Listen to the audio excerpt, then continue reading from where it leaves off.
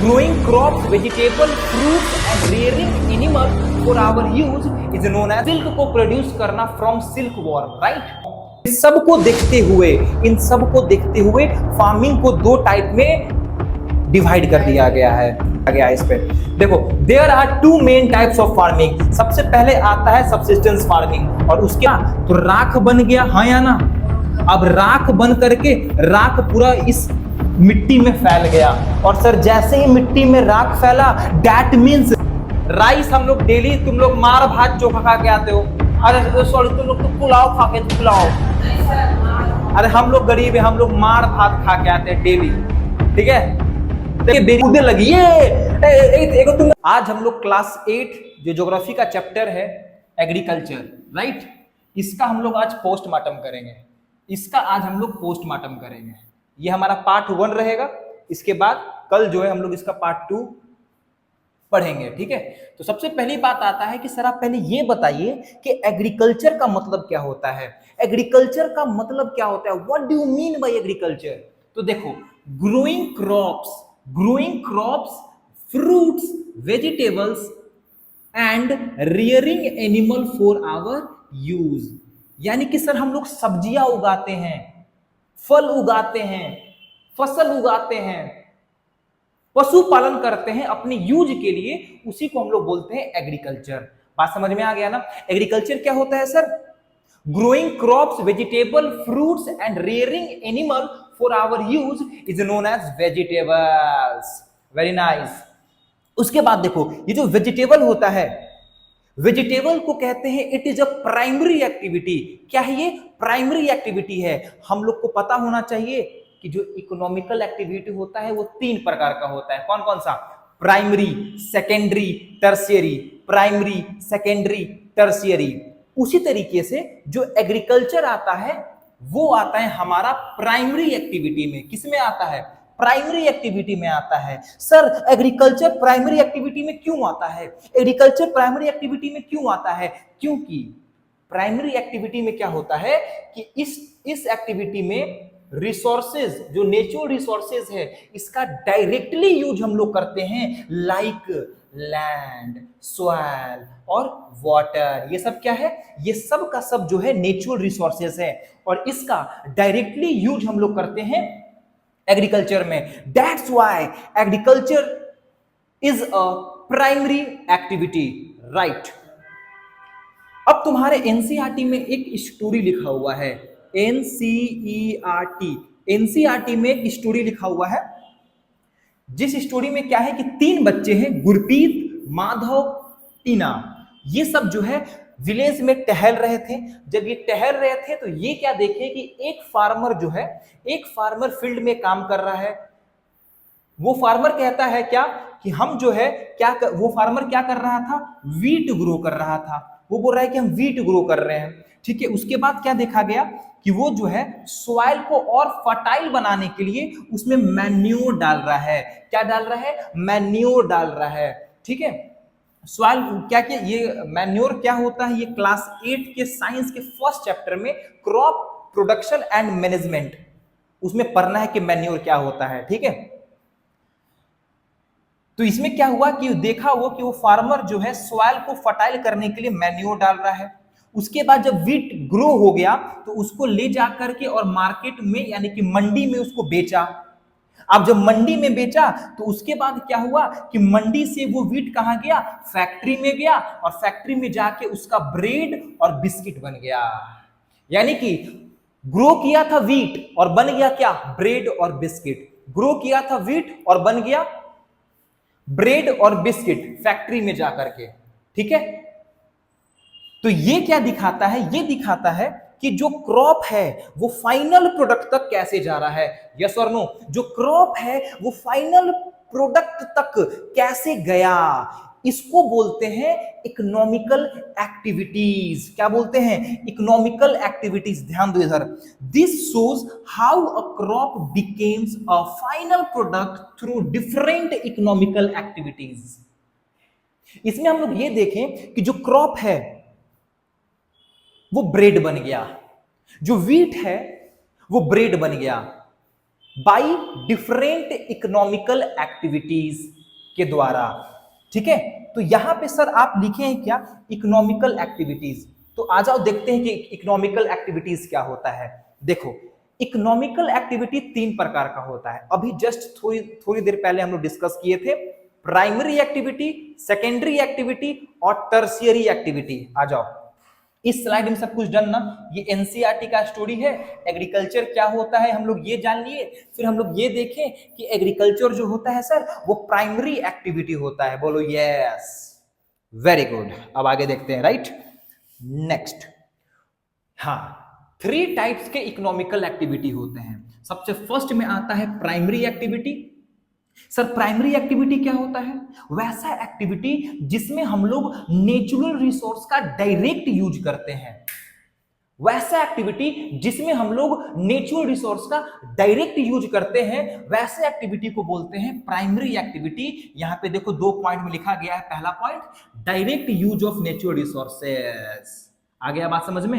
Example, farming, fishing, mining और gathering. अब देखो ये सब एग्जाम्पल है प्राइमरी एक्टिविटी का। किसका, प्राइमरी एक्टिविटी का एग्जाम्पल है। तो तुम्हारे एग्जाम में क्या आएगा कि बताओ ये जो गैदरिंग है, ये जो गैदरिंग है, गैदरिंग किस इकोनॉमिकल एक्टिविटी में आता है। तुम लोग क्या बोलोगे, सर ये जो गैदरिंग है वो प्राइमरी एक्टिविटी में आता है। ये एग्जाम्पल इंपॉर्टेंट है, IMP। ठीक है, कॉम्पिटिटिव एग्जाम्स में भी ये आते हैं, राइट।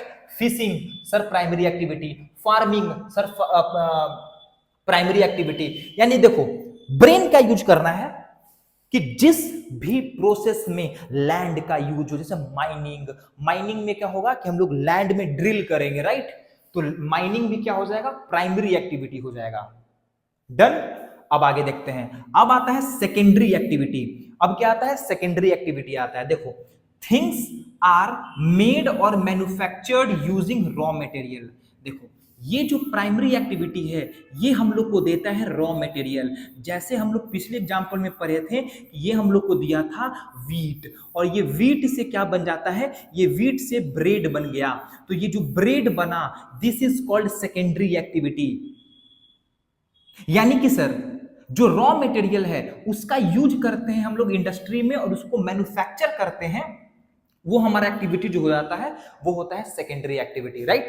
वो हमारा सेकेंडरी एक्टिविटी होता है। जैसे देखो, making steel, baking bread, weaving cloth. तो तुम्हारे एग्जाम में क्या आ जाए कि बताओ जो स्टील जो बनाता है, स्टील, मेकिंग स्टील किस इंडस्ट्री में आएगा, तो सेकेंडरी इंडस्ट्री में आएगा, सेकेंडरी एक्टिविटी में आएगा। वीविंग क्लॉथ सेकेंडरी एक्टिविटी में आएगा। ठीक है, ठीक है ना। फिर लास्ट में आता है टर्शियरी। तो ध्यान दो, यहां पे ध्यान दो, यहां पे था प्राइमरी एक्टिविटी, यहां पे था सेकेंडरी एक्टिविटी।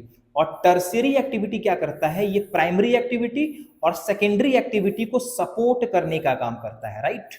सपोर्ट करता है, मतलब ये जो टर्शियरी एक्टिविटी है ये सर्विस प्रोवाइड करता है। क्या करता है, सर्विस प्रोवाइड करता है। देखो, these are services that support primary and secondary activity. ये क्या करता है, सर्विस प्रोवाइड करता है। जैसे निखिल सर क्या कर रहे हैं, आप लोग को सर्विस प्रोवाइड कर रहे हैं। तो एजुकेशन इंडस्ट्री क्या हो गया, एजुकेशन इंडस्ट्री जो है आता है वो टर्शियरी एक्टिविटीज में आता है। जैसे ट्रांसपोर्ट, यहाँ पे हम लोग देखें कि ये जो प्राइमरी एक्टिविटी है इसमें रहता है वीट प्रोड्यूस हुआ, वीट प्रोड्यूस होने के बाद इसको कहाँ भेजना है, इसको भेजना है हम लोग को फैक्ट्री में। और फैक्ट्री में जब जाएगा ये तो कैसे जाएगा सर, तो ट्रांसपोर्ट के थ्रू जाएगा, ट्रक से जाएगा या फिर ट्रैक्टर से जाएगा, राइट। ये बात समझ में आ गया। अब देखो, तो यहां पे आ गया ट्रेड, बैंकिंग, इंश्योरेंस और एडवर्टाइजिंग। ये सारा का सारा जो है देखो मेहनत का पसीना, ठीक है। ये सब का सब जो है किस में आएगा, ये सब का सब आएगा टर्शियरी एक्टिविटीज में, ठीक है। तो टर्शियरी एक्टिविटी क्या होता है सर, वैसा एक्टिविटी जिसमें हम लोग सर्विस प्रोवाइड करने का काम करते हैं, राइट। सर्विस प्रोवाइड करने का काम करते हैं। अब आगे देखते हैं नेक्स्ट। अब देखो, अब बात ये आता है कि why is agriculture important. Sir ये एग्रीकल्चर के बारे में आप पिछले 10-15 मिनट से बके जा रहे हैं, एग्रीकल्चर एग्रीकल्चर एग्रीकल्चर। लेकिन सर आप ये बताइए कि एग्रीकल्चर इंपॉर्टेंट क्यों होता है। एग्रीकल्चर इंपॉर्टेंट क्यों होता है, क्योंकि वर्ल्ड में 50% 50% जो पीपल हैं वो फार्मर्स हैं, और इंडिया में हर 3 में से जो 2 लोग हैं वो फार्मर है, और 66% इंडिया के टोटल 66% पॉपुलेशन डायरेक्टली डिपेंडेंट है एग्रीकल्चर पे। That's why agriculture is important, right? इस कारण से एग्रीकल्चर इंपॉर्टेंट है। क्यों इंपॉर्टेंट है सर? क्योंकि पूरे वर्ल्ड में 50% क्योंकि एग्रीकल्चर जो है बहुत इंपॉर्टेंट है लाइवलीहुड के लिए। अब फसल आएगा नहीं तो तुम लोग खाओगे क्या? व्हीट प्रोड्यूस नहीं होगा तो रोटी खाओगे कहां से? ठीक है, ये बात समझ में आ गया कि एग्रीकल्चर इंपॉर्टेंट क्यों है सर? क्योंकि ये बहुत मेन सोर्स है लाइवलीहुड का, फर्स्ट। सेकंड क्या कि पूरे वर्ल्ड में ये 50%, पूरे वर्ल्ड में ये 50% जनसंख्या पूरे वर्ल्ड में डायरेक्ट फार्मर है, और इंडिया में हर 3 में से 2 आदमी फार्मर है या फिर एग्रीकल्चर पे डिपेंडेंट है।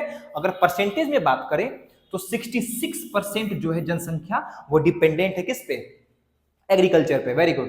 अब आता है सर ये जो एग्रीकल्चर हम लोग, अगर ठीक है सर आप ये बता रहे हैं 66%, लेकिन पहले सर आप ये बताइए ये जो एग्रीकल्चर है, एग्रीकल्चर करने के लिए हम लोग के पास कौन कौन सा कंडीशन होना चाहिए, क्या क्या फेवरेबल कंडीशन होना चाहिए एग्रीकल्चर करने के लिए? सबसे पहली बात तो ये कि हमारे पास अच्छा मिट्टी होना चाहिए, गुड सॉइल होना चाहिए, यानी कि फर्टाइल लैंड होना चाहिए, सुटेबल क्लाइमेट होना चाहिए, ना ही बहुत ज्यादा गर्मी और ना ही बहुत ज्यादा सर्दी। उसके बाद प्रॉपर रेनफॉल होना चाहिए, उसके बाद फ्लैट लैंड होना चाहिए या फिर एरेबल लैंड होना चाहिए। एरेबल लैंड का मतलब होता है वैसा लैंड जिसपे क्रॉप उगाया जा सके।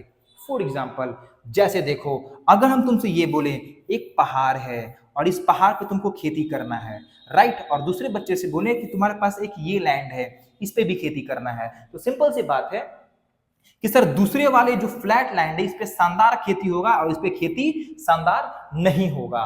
ठीक है, तो पहली बात तो ये क्लाइमेट, दूसरा क्या, suitable condition, proper rainfall, good soil, flat land, ये रहता है। ठीक है, अब तुम्हारे एनसीईआरटी में एक वर्ल्ड मैप दिया हुआ है 3rd पेज पे, 2nd पेज पे। उस वर्ल्ड मैप में दिखाया ये गया है कि कौन कौन सा जो लैंड है वो ग्रीन ग्रीन कलर से पेंट होगा, देखना। ठीक है, ग्रीन ग्रीन कलर से पेंट होगा, तुम देख लेना तुम लोग कि कहां कहां जो है फार्मिंग के लिए बहुत शानदार जगह है, जैसे इंडिया में पूरा ही उसमें दिखता होगा। ठीक है, अब देखते हैं आगे।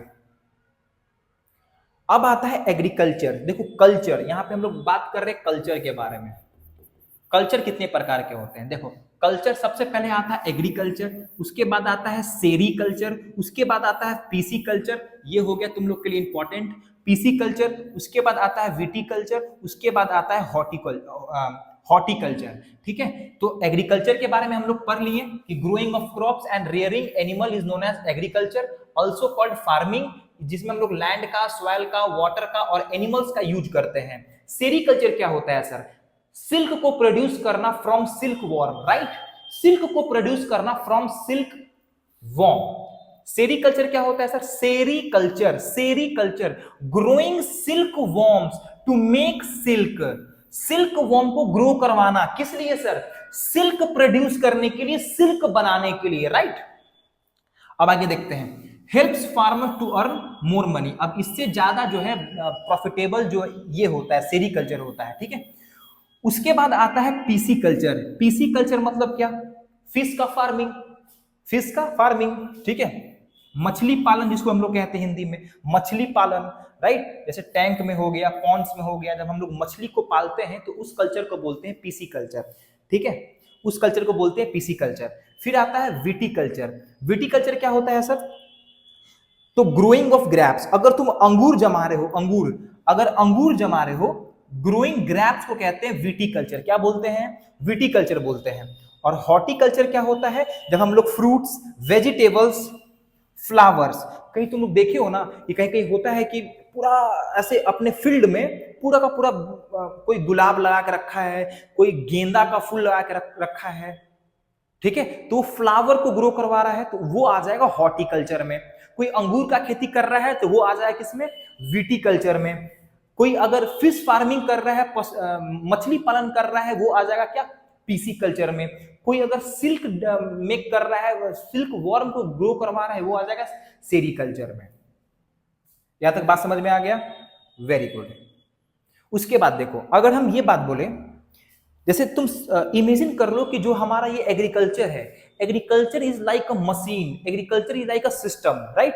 एग्रीकल्चर को मान लो कि एक सिस्टम है, ठीक है। सिस्टम में क्या होता है कि पहले हम लोग कुछ इनपुट डालते हैं, उसका प्रोसेस होता है और फिर नीचे से क्या निकलता है, आउटपुट निकलता है। जैसे हम लोग देखे होंगे मिल के आटा चक्की का मिल, उस पे हम लोग गेहूं डालते हैं, दर दर दर दर दर दर होता है। उसके बाद क्या होता है, प्रोसेस, दर दर दर मतलब क्या, प्रोसेस हुआ।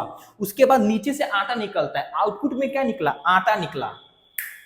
कैच कर पा रहे हो, वेरी नाइस। अब देखो, तो farming is like a system जिसमें इनपुट होता है, प्रोसेस होता है, आउटपुट होता है।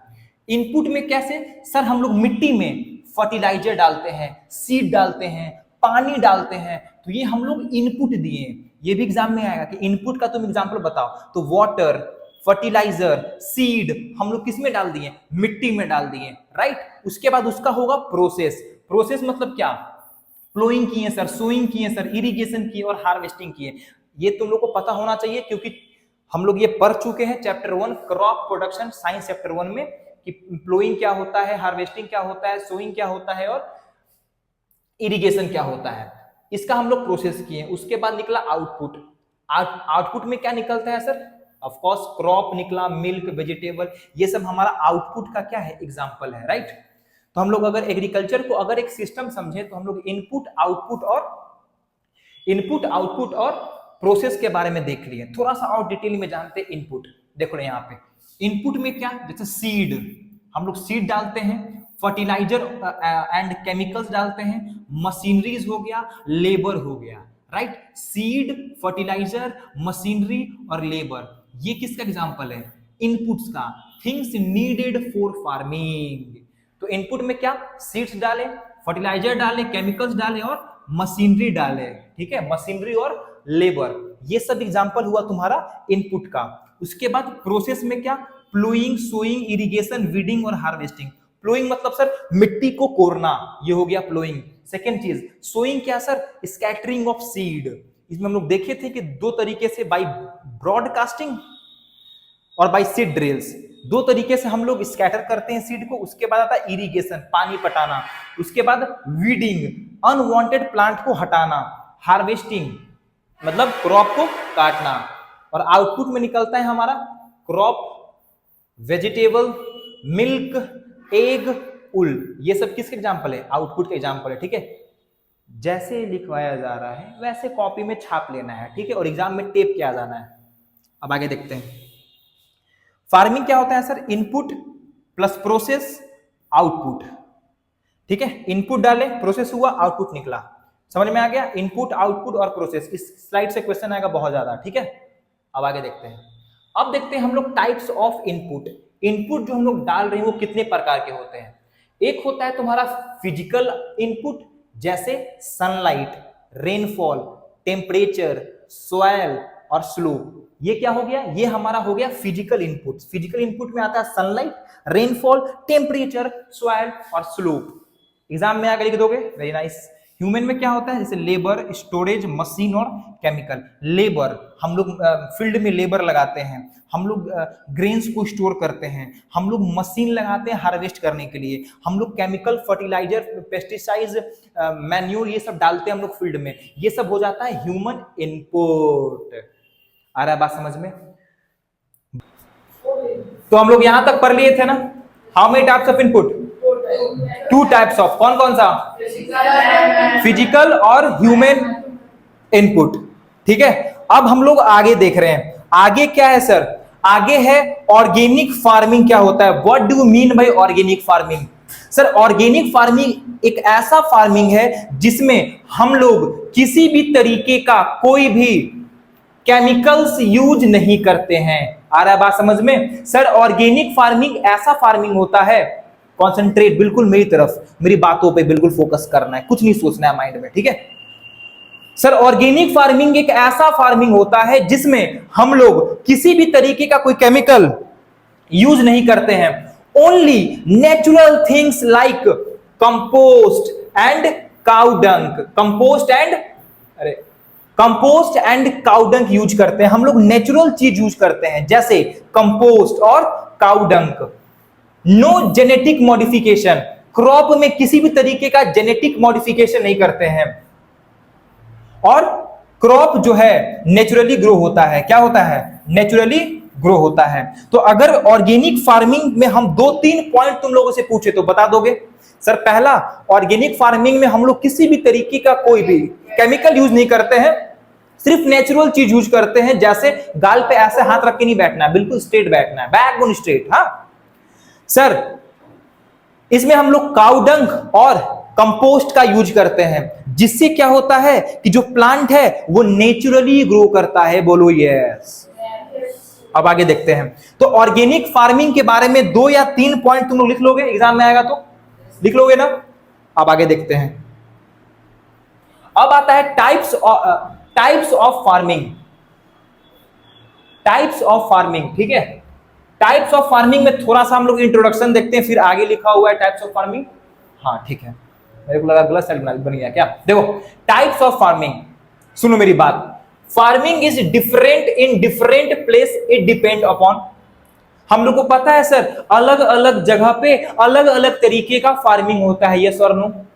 यस और no?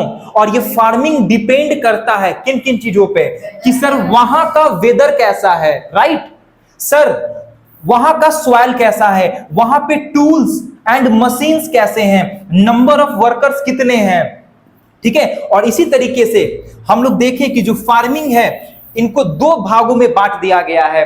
There are 2 main types of farming. समझ में आ रहा है? ठीक है। अगर हम तुमसे ये पूछें कि फार्मिंग किन किन फैक्टर्स पे डिपेंड करता है, तो बोलना weather, soil, tools and machines और नंबर ऑफ वर्कर। इन सब को देखते हुए फार्मिंग को 2 टाइप में डिवाइड कर दिया गया है। बात समझ में आ रहा है ना? मित्तल सीधा बैठो, ठीक है। यहां तक बात समझ में आ रहा है? सर पहले हम लोग देखें ऑर्गेनिक फार्मिंग क्या था, उसके बाद देखें सर अलग अलग जगह पे अलग अलग तरीके का फार्मिंग होता है। क्यों सर? सबसे पहले हम लोग वहां पे देखते हैं सॉइल, वहां पे देखते हैं वेदर, वहां पे देखते हैं मशीन्स एंड टूल्स, और वहां पे क्या देखते हैं? Number of workers. और इनके बेसिस पे हम लोग देखें कि जो फार्मिंग है वो 2 भागों में बट जाता है, 2 भागों में हम लोग बांट देते हैं।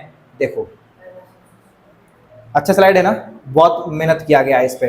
देखो there are 2 main types of farming. सबसे पहले आता है सब्सिस्टेंस फार्मिंग, और उसके बाद आता है तुम्हारा commercial farming. How many types of farming?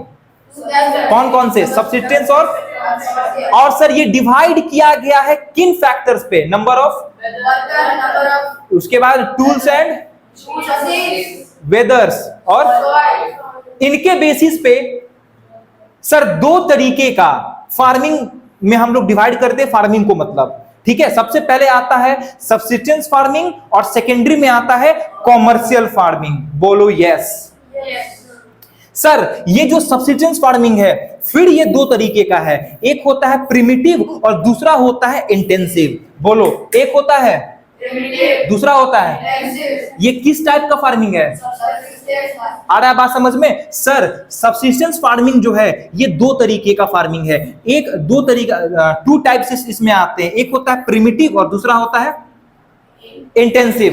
Primitive और तो सब्सिस्टेंस के अंदर आता है प्रिमिटिव और इंटेंसिव। सर प्रिमिटिव क्या है? इसमें very basic tools and method, इसमें हम लोग बेसिक टूल्स और बेसिक और ट्रेडिशनल मेथड्स का यूज करते हैं। प्रिमिटिव का मतलब क्या होता है सर? पुराना होता है। क्या होता है? आ रहा है बात समझ में? इंटेंसिव नहीं, बता रहे इसको आगे पढ़ना है। Intensive, little land but lots of work and care, मतलब छोटे से जगह में सर इंटेंस फार्मिंग करना। आ रहा है बात समझ में? ठीक है, इंटेंस फार्मिंग करना, ठीक है ना। उसके बाद आता है कॉमर्शियल फार्मिंग। सर हम लोग सब्सिस्टेंस फार्मिंग में देखें कि 2 तरीके का होता है, एक होता है प्रिमिटिव और दूसरा होता है, एक काम करो ये बल्ब बंद कर दो। हाँ गुड, अब सही है हर्षित? तुम्हारा सही है ना? हाँ देखो यहाँ पे कॉमर्शियल फार्मिंग। उसके बाद सर देखिए हम लोग कि कॉमर्शियल फार्मिंग फिर 3 प्रकार का होता है। कौन कौन सा? पहला होता है हमारा, देखो commercial grain farming, mixed farming और प्लांटेशन फार्मिंग। इसको 2 बार 3 बार रिपीट करना है, बोलना है। सर फार्मिंग पहले 2 तरीके का, सब्सिस्टेंस और कॉमर्शियल। फिर इसमें देखिए फिर ये 2 टाइप्स का, प्रिमिटिव और इंटेंसिव। सर फिर इसमें हम लोग देखिए कॉमर्शियल 3 प्रकार का, कौन कौन सा? अरे बात समझ में, बोलना है बेटा, बोलना है। कौन कौन सा? Commercial grain farming, commercial grain farming, commercial grain farming, mixed farming, plantation farming, plantation, mixed और कॉमर्शियल। इजी, आगे बढ़ जाए। सबको आसान लग रहा है ना? चैप्टर आसान लग रहा है? अब आगे देखते हैं।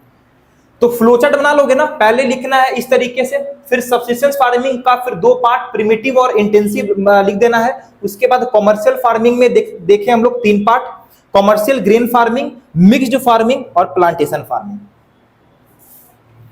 आ रहा है बात समझ में? बिल्कुल ठीक है ना? आगे बढ़ जाए। अब देखो नेक्स्ट, हाँ अब हम लोग एक एक करके पढ़ते हैं। इंटेंसिव फार्मिंग देखेंगे, फिर प्रिमिटिव देखेंगे, उसके बाद आएंगे इस पे। ठीक है, तो चलो इंटेंसिव फार्मिंग क्या होता है। सबसे पहले कि यहां का लैंड कैसा होता है, बहुत छोटे से जगह पे हम लोग क्या करवाते हैं, राइस। ज्यादातर इंटेंसिव सब्सिस्टेंस फार्मिंग हम लोग राइस को ग्रो करवाते हैं, या फिर वीट, मेज, पल्सेस और ऑयल सीड, इनका भी हम लोग क्या करवाते हैं, ग्रो करवाते हैं। जो कि कहां पे पाया जाता है, साउथ में और साउथ ईस्टर्न और ईस्ट एशिया में। इसको याद करना है। इंडिया के कहां पे? सबसे पहले साउथ में, साउथ ईस्ट में। कहां पे? साउथ ईस्ट में, और एशिया में, ईस्ट एशिया में। इस तरीके का फार्मिंग किया जाता है। Needs many workers and good soil. अब सिंपल सी बात है कि अगर छोटे से जगह में अगर हम लोग को ज्यादा क्रॉप को ग्रो करवाना है, दैट मीन्स यहां का जो सॉइल होना चाहिए वो हाईली फर्टाइल होना चाहिए। यस और नो? यस और नो? और यहां पे नंबर ऑफ वर्कर्स अच्छे खासे होने चाहिए। क्यों? क्योंकि हम लोग ज्यादा क्रॉप को यहां पे ग्रो करवा रहे हैं। बात समझ में बिल्कुल सबको आ रहा है? क्या स्मॉल मतलब as compare to primitive. Primitive में होता है कि हम लोग स्पेस कर करके प्लांटेशन करते हैं, और इसमें क्या है, छोटे से एरिया में जितना भी एरिया है, ठीक है, इसमें बहुत ज्यादा क्रॉप ग्रो करवा देते हैं। आ रहा है बात समझ में? ठीक है, अब आगे देखो। इजी ना? अब देखो प्रिमिटिव सब्सिस्टेंस फार्मिंग। तो इंटेंसिव समझ में आ गया सर, छोटे से जगह में मोस्टली हम लोग क्रॉप, वीट, मेज, ऑयल सीड ये सब डेवलप करवाते हैं। साउथ में, साउथ ईस्ट में और ईस्ट एशिया में मेनली ये खेती किया जाता है, और इसमें नंबर ऑफ वर्कर्स सर ज्यादा लगते हैं, और इसमें सॉइल फर्टाइल होना चाहिए। समझ में आ गया? बिल्कुल इजी। अब आगे देखो, primitive subsistence farming. This is the oldest and simplest type of farming, और इसमें इंक्लूडेड है शिफ्टिंग कल्टीवेशन, और दूसरा आता है नोमैडिक हर्डिंग। सुनो मेरी बात, थोड़ा सा यहां पे सिंप्लीफाई करते हैं। सबसे पहले हम लोग फार्मिंग देखें। फार्मिंग 2 तरीके का, कौन कौन सा? और कॉमर्शियल। सब्सिस्टेंस में देखें हम लोग कि फिर ये 2 प्रकार का, प्रिमिटिव और इंटेंसिव। कॉमर्शियल में देखें ये 3 प्रकार का, मिक्स्ड फार्मिंग और, हाँ वेरी नाइस सर। इसमें हम लोग इंटेंसिव देख लिए, अब देखिए प्रिमिटिव। फिर प्रिमिटिव 2 प्रकार का, कौन कौन सा? शिफ्टिंग कल्टीवेशन और नोमैडिक हर्डिंग। ऐसे बनाते हैं फ्लो चार्ट। इजी, सीधा बैठ जाओ, बैकबोन स्ट्रेट, फोकस, मेरे वर्ड्स पे फोकस करो। राइट, बिल्कुल मेरे वर्ड्स को अंदर तक जाने दो। कोशिश करो कि बोर्ड को बिल्कुल स्कैन कर लिया जाए, ठीक है ना? तो ये समझ में आ गया सर, शिफ्टिंग कल्टीवेशन और नोमैडिक हर्डिंग ये किसका टाइप्स है? प्रिमिटिव सब्सिस्टेंस का टाइप है। बोलो यस। नेक्स्ट, अब देखते हैं शिफ्टिंग कल्टीवेशन क्या होता है। थोड़ा ध्यान से सुनना, इंपॉर्टेंट है। क्या लिखा हुआ है? Done in forest. देखो शिफ्टिंग, शिफ्टिंग मतलब शिफ्ट करना, कल्टीवेशन को शिफ्ट करना। कहां पे होता है सर? पहला point, done in forest with heavy rain like Amazon, Africa और नॉर्थ ईस्ट इंडिया। इन जगहों पे शिफ्टिंग कल्टीवेशन किया जाता है। Shifting cultivation is also known as slash and burn agriculture या फिर स्लैश एंड बर्न कल्टीवेशन, शायद कहीं पे लिखे हैं हम, हाँ ये रहा है ना, स्लैश एंड बर्न फार्मिंग या फिर स्लैश एंड बर्न कल्टीवेशन, ये बहुत इंपॉर्टेंट है, कॉम्पिटिटिव एग्जाम्स में भी पूछ, इज नोन एज, हाँ shifting cultivation is known as slash and burn cultivation या फार्मिंग। इसमें होता क्या है देखो, फर्स्ट फार्मर क्या किया, काट दिया, जला दिया, लैंड को क्लियर कर दिया, मान लो ये हमारा लैंड है, ठीक है, और यहां पे फार्मर को कल्टीवेशन करना है, और यहां पे पहले से बहुत सारा क्या है, पेड़ है, ट्रीज है, तो होता क्या है कि ट्रीज को काट देता है, काट दिया ट्रीज को, ठीक है, ट्रीज को काट दिया और काटने के बाद आग लगा दिया। अब जैसे ही आग लगा तो राख बन गया, हाँ या ना, अब राख बन करके राख पूरा इस मिट्टी में फैल गया, और सर जैसे ही मिट्टी में राख फैला दैट मींस सर मिट्टी को क्या कर दिया, फर्टाइल कर दिया, बोलो यस, हाँ, और इस तरीके से जो है ये फार्मिंग किया जाता है। देन दे ग्रो क्रॉप, ये समझ में आए, first farmer cut and burn tree to clear land, land को क्लियर कर दिया, यस और नो, बिल्कुल स्ट्रेट, और उसके बाद मेज, याम, पोटैटो और कसावा, ये सब जो है यहां पे उगाता है लोग। After the soil get weak, आ रहा है बात समझ में सर, अगर हम लोग बार बार एक सॉइल पे हम लोग क्रॉप को डेवलप करेंगे तो सॉइल का फर्टिलिटी खत्म हो जाएगा, यस और नो। तो जैसे ही सॉइल का फर्टिलिटी कम हो जाता है तो क्या करते हैं, they leave the land and move to another place, ये छोड़ करके किसी और जगह पे गए, पेड़ काटे, आग लगाए, आग लगाने के बाद फिर वही चीज किए। बात समझ में आ रहा है क्या, इसको प्लोइंग करते हैं, मिक्स कर देते हैं, ठीक है, जिससे क्या होता है मिट्टी का फर्टिलिटी ऊपर आ जाता है और मिक्स हो जाता है उसके साथ, ठीक है। This is called slash and burn agriculture. पहले ये बताओ कि इस स्लाइड में कोई डाउट है, सब कुछ समझ में, ये हम लोग नया नया चीज सीख रहे हैं, ठीक है, तो बस सुनते चलो और अंदर घुसाते चलो दिमाग में, आगे बढ़ जाए, इजी ना। आगे अब आता है कि जो शिफ्टिंग कल्टीवेशन है उसको अलग अलग जगह पे अलग अलग नाम से जानते हैं, ठीक है, जैसे देखो और ये बहुत इंपॉर्टेंट है, ये बहुत ज्यादा इंपॉर्टेंट है, जैसे देखो नॉर्थ ईस्ट इंडिया में कहा जाता है झूमिंग, क्या कहा जाता है, या फिर झूम कल्टीवेशन, झूम या झूमिंग। तो तुम्हारे एग्जाम में आएगा, बताओ जरा नॉर्थ ईस्ट में शिफ्टिंग कल्टीवेशन को क्या बोलते हैं, झूम कल्टीवेशन या फिर झूमिंग बोलते हैं, ठीक है। उसके बाद मिल्पा बोलते हैं मैक्सिको में, ये बहुत इंपॉर्टेंट है, कॉम्पिटिटिव एग्जाम्स में भी आता है ये, ठीक है। नॉर्थ ईस्ट इंडिया में झूमिंग, मैक्सिको में क्या कहते हैं मिल्पा, रोका बोलते हैं ब्राजील में, ठीक है, और मलेशिया में क्या बोलते हैं, लडांग, क्या बोलते हैं, लडांग या फिर लडैंग, जो बोलना है बोल, स्पेलिंग याद रहना चाहिए, ठीक है, LADANG, ठीक है, लडैंग मलेशिया में। तो ब्राजील में रोका, मैक्सिको में मिल्पा, नॉर्थ ईस्ट में झूमिंग। स्कैन करो बोर्ड को, चलो देखो ध्यान से 10 second, come on.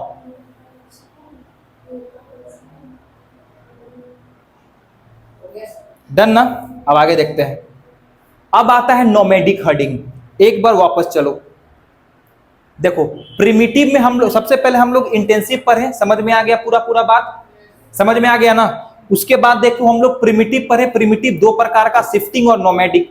Sir shifting में हम लोग देखें कि डेंस फॉरेस्ट में किया जाता है, और इसमें देखें कि फार्मर सबसे पहले ट्री को कट करता है, बर्न करता है, उसके बाद क्रॉप उगाता है, और जैसे ही मिट्टी का फर्टिलिटी कम हो जाता है उसके बाद अनदर लैंड पे मूव कर जाता है। इट इज, हाँ खराब हो गया, हाँ वहां बिल्कुल खत्म, हाँ तो वहां का लैंड क्या हो गया, खत्म हो गया, क्योंकि सर मिट्टी इनफर्टाइल हो गया, हाँ ठीक है। तो स्लैश एंड बर्न बोलते हैं इसको। नेक्स्ट फिर हम लोग देखें कि इसका अलग अलग जगह पे अलग अलग नाम है। फिर आता है नोमैडिक हर्डिंग, क्या आता है बेटा, नोमैडिक हर्डिंग आता है, ठीक है। बात समझ में आ रहा है? Nomadic herding. अब देखो, जो नोमैडिक हर्डिंग है ये जो है ड्राई एरिया में होता है, जैसे सहारा डिजर्ट और central Asia, Rajasthan and Jammu Kashmir. इसमें क्या है कि पीपल, जिसको हर्डर्स बोलते हैं हम लोग, move with there animals to find grass and water. अपने एनिमल्स को लेकर के लोग घूमता रहता है। किस लिए घूमता है सर? तो घास के तलाश में, ताकि इनका पशु इसको खाए और दूध दे। ठीक है। एनिमल कौन कौन सा है? शिप है, कैमल, याक और गोट। इन सभी एनिमल्स को लेकर के one place to the another place, एक प्लेस से दूसरे प्लेस तक क्या करता है? घूमता रहता है, right, in search of grass. These animals give what? Milk, meat, wool और, समझ में आ रहा है? बता रहे हैं, ठीक है। This movement depends on the weather and land. ये जो नोमैड्स हैं, ये जो हर्डर्स हैं, ये वेदर के अकॉर्डिंग मूव करते रहते हैं। कोई इशू? यहां तक बात पूरा समझ में आ गया? पूरा समझ में आ गया बात? बहुत टफ लग रहा है क्या? नहीं ना, बहुत इजी लग रहा है ना? ठीक है, बिल्कुल रिकॉल कर ले एक बार स्टार्टिंग से। देखो, एक बार स्टार्टिंग से रिकॉल करते हैं, थोड़ा सा बैकबोन स्ट्रेट कर लो और अभी जो भी क्लास में पढ़े रिकॉल करते हैं। सबसे पहले हम लोग क्या पढ़े बेटा? देखो, ऑर्गेनिक फार्मिंग, जिसमें हम लोग ये देखें इसमें कोई भी केमिकल पेस्टिसाइड्स का यूज नहीं किया जाता है। इसमें नेचुरल वे में हम लोग क्रॉप्स को जनरेट करवाते हैं, प्रोड्यूस करवाते हैं, ग्रो करवाते हैं। नेक्स्ट हम लोग पढ़े types of farming. Farming depend करता है सॉइल पे, वेदर पे, टूल्स और मशीन्स पे, नंबर ऑफ वर्कर्स पे। इस बेसिस पे दो तरीके का फार्मिंग है, सब्सिस्टेंस फार्मिंग और कमर्शियल फार्मिंग। सब्सिस्टेंस में देखें कि प्रिमिटिव और इंटेंसिव आता है। कमर्शियल में 3 प्रकार का, कमर्शियल, मिक्स्ड और प्लांटेशन। इंटेंसिव देखें कि छोटे से जगह पे जब हम लोग क्रॉप को उगाते हैं उसको हम लोग बोलते हैं इंटेंसिव सब्सिस्टेंस फार्मिंग, जैसे व्हीट, मेज, पल्स, ऑयल सीड, जो कि होता है साउथ में, साउथ ईस्ट में, ईस्ट एशिया में, जिसमें बहुत ज्यादा वर्कर और लेबर का काम होता है। शिफ्टिंग एग्रीकल्चर और नोमैडिक हर्डिंग, जिसमें हम लोग शिफ्टिंग में देख लिए कि किस तरीके से स्लैश एंड बर्न एग्रीकल्चर होता है, अलग अलग नाम से जाना जाता है। नोमैडिक हर्डिंग देख लिए, यस और नो? नोमैडिक हर्डिंग तक कल हम लोग देख लिए थे, ठीक है। अब आगे देखते हैं, बिल्कुल बैकबोन कर लो स्ट्रेट, और अब कहानी करते हैं शुरू। कर दे शुरू कहानी? एक झांकड़ में जाए। देखो, यहां तक हम लोग पढ़ लिए थे। अच्छा, कोई बता सकता है क्या कि सबसिस्टेंस फार्मिंग कितने टाइप्स के होते हैं? 2 टाइप्स के, एक होता है प्रिमिटिव और दूसरा होता है इंटेंसिव। आ रहा है बात समझ में? फिर प्रिमिटिव, फिर शिफ्टिंग और नोमैडिक। तो सर हमारा ये और ये वाला पोर्शन कवर हो गया। तो अब हम लोग को आगे बढ़ना है और आगे बढ़ गए, और हमारा आज का टॉपिक है कॉमर्शियल फार्मिंग। क्या है? Commercial farming, right. अब देखते हैं आगे, ठीक है। सर कॉमर्शियल फार्मिंग क्या है? कॉमर्शियल फार्मिंग ये तुम्हारे वर्ड से समझ में आ रहा है सर। इसमें फार्मर क्रॉप को डेवलप करवाता है और उसको सेल करता है और पैसे को कमाता है, यस और नो? यानी कि सर वैसा फार्मिंग जिससे हम लोग पैसे अर्न करते हैं। देखो क्या लिखा हुआ है, दिस फार्मिंग इज फॉर, किसके लिए? सेलिंग के लिए और पैसा कमाने के लिए। आ रहा है बात समझ में? हाँ, इसमें क्या होता है कि बड़ा बड़ा लैंड का यूज किया जाता है। कॉमर्शियल फार्मिंग में क्या होता है सर? देखो, मेरे बातों को अंदर जाने दो, पुट योर पेन डाउन, किसी को नहीं लिखना, बैकबोन स्ट्रेट कर लो, बस ऐसा फील करो कि मूवी देखने आए हैं, कहानी को अंदर जाने दो, ठीक है। तो सर कॉमर्शियल फार्मिंग एक ऐसा फार्मिंग होता है जिसमें किसान फसल को उगाता है पैसे कमाने के लिए, जिसमें बड़ा लैंड का यूज किया जाता है, जिसमें बड़ा लैंड का यूज किया जाता है। अब देखो, जिसमें मशीन का यूज किया जाता है और जिसमें पैसे, सिंपल सी बात है कि जब तक हम लोग इन्वेस्ट नहीं करेंगे तब तक प्रॉफिट मिलेगा? नहीं मिलेगा प्रॉफिट, राइट। और फार्मर तो पैसे कमाने के लिए नहीं, कुछ फार्मर सिर्फ खाने के लिए भी करते हैं, ठीक है। A lot of money is needed, a lot of money is needed। किसमें? कॉमर्शियल फार्मिंग में। क्यों सर? क्योंकि देखिए यहाँ पे बड़ा जमीन लग रहा है सर, यहाँ पे मशीन भी लग रहा है, तो सिंपल सी बात है, सही आ रहा है इसमें ना? हाँ देखो, और a lot of money is needed, परेशान हो जाता है सर, आप YouTube वीडियो के बीच में बोल देते हैं, तुम्हारे लिए ही है, यहाँ ध्यान दो। A lot of money is needed। बताओ इस स्लाइड में done, put your pen down. काहे टेंशन ले रही हो, हम है ना यहाँ पे खड़े, हाँ आराम से बस सुनते चलो, हम है ना पेन लेने के लिए हाथ में, देखो बस सुनते चलो। तो कॉमर्शियल फार्मिंग में क्या हुआ सर? फार्मर फसल को उगाया अपने प्रॉफिट के लिए, जिसमें बड़ा लैंड, मशीन और ज्यादा पैसा का आवश्यकता होता है। यस और नो? यहां तक ले हीरो, उधर क्या ताक रहा है? यहां तक मेरी ओर तक ठीक है। नेक्स्ट, तो कॉमर्शियल फार्मिंग के बारे में अगर 2-3 पॉइंट लिखने को अगर हम दे दे तो लिख दोगे? बोलो यस। वेरी नाइस, आगे देखो। उसके बाद आता है, हाँ याद है, कॉमर्शियल फार्मिंग में था कॉमर्शियल ग्रेन फार्मिंग और प्लांटेशन फार्मिंग और मिक्स्ड फार्मिंग। क्या नहीं याद करके आती हो तुम लोग? ए मुस्कुरा रहा है धीमे धीमे, हाँ खुल के मुस्कुराओ यार, हंसने में क्या लग रहा है? पैसा लग रहा है? हाँ। तो सर कॉमर्शियल फार्मिंग में हम लोग उसका टाइप्स देखे थे, याद है? जिसमें था commercial grain farming, plantation farming और mixed farming. Backbone straight, mixed farming, right. तो अब हमारा आता है कॉमर्शियल ग्रेन फार्मिंग। बोलो यस, अरे बोलो यस। देखो कॉमर्शियल ग्रेन फार्मिंग, देखो यहां पे crop like, important, crop like क्या लिखा हुआ है? व्हीट, मेज आर ग्रोन। अगर हम बोलेंगे बताओ कॉमर्शियल, कॉमर्शियल मतलब बेचने वाला, ग्रेन मतलब फसल, बेचने वाला फसल कौन सा है? व्हीट और मेज। और ये जो है हमेशा और हमेशा क्या लिखा हुआ है यहाँ पे? कोल्ड प्लेस में प्रोड्यूस किया जाता है, जैसे USA, Europe, Asia. Only one crop grow in a year, यानी कि एक साल में एक कॉमर्शियल ग्रेन फार्मिंग किया जाता है। बोलो यस। और हाँ देखो कॉमर्शियल ग्रेन फार्मिंग क्या है सर? कॉमर्शियल बोल रहे हैं, देखो कॉमर्शियल आराम से बोलते हैं, हाँ कॉमर्शियल मतलब पैसा कमाने के लिए, ग्रेन मतलब फसल। तो आता है व्हीट और मेज, और इसमें हम लोग देखें क्या कि व्हीट और मेज या फिर कॉमर्शियल ग्रेन फार्मिंग ये जो है ठंडे रीजन में ज्यादा अच्छे तरीके से डेवलप होता है। बात मत करो, पढ़ाई करो, शांत। ये बात समझ आ गया? अब देखो, अब आता है सेकेंड हमारा पॉइंट, जिस पॉइंट का नाम है मिक्स्ड फार्मिंग। क्या होता है? Mixed farming.